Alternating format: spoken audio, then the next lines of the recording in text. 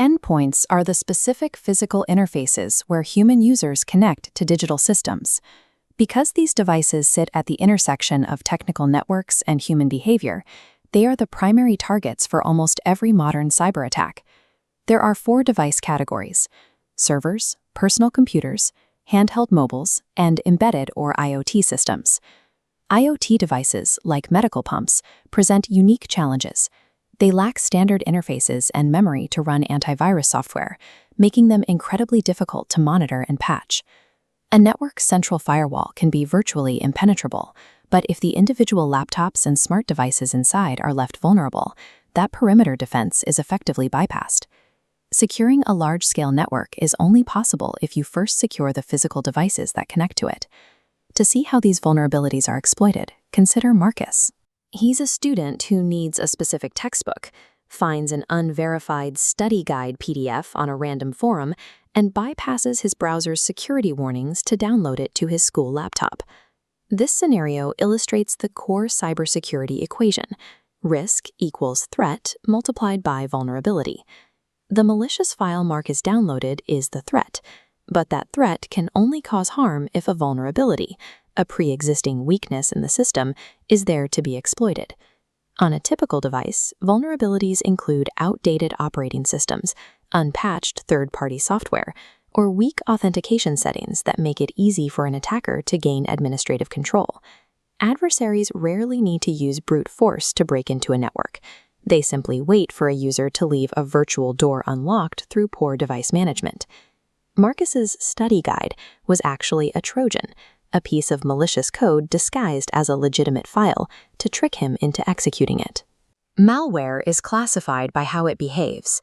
A virus requires a human to take an action, like opening an attachment to execute. A worm, however, is self-propagating. It spreads across network segments automatically without any help from the user.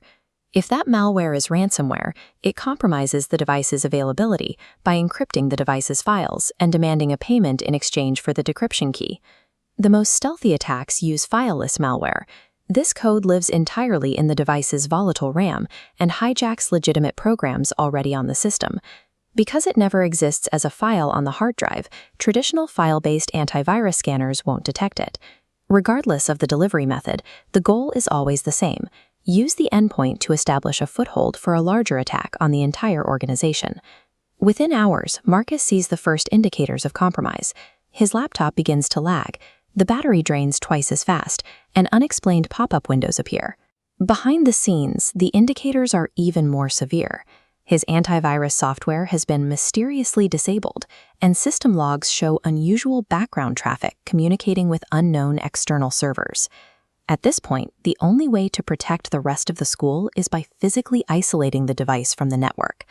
Disconnecting the Wi-Fi or pulling the Ethernet cable out prevents the malware from moving laterally to other systems. The next critical step is immediate reporting. Many users try to hide the mistake or fix it themselves, but professional IT teams need to analyze the logs to determine exactly how far the compromise has spread. Rapid isolation and honest reporting are the only things that turn a potential network-wide disaster into a single, manageable hardware issue. To understand what was at stake, we look at the CIA triad: confidentiality, integrity, and availability.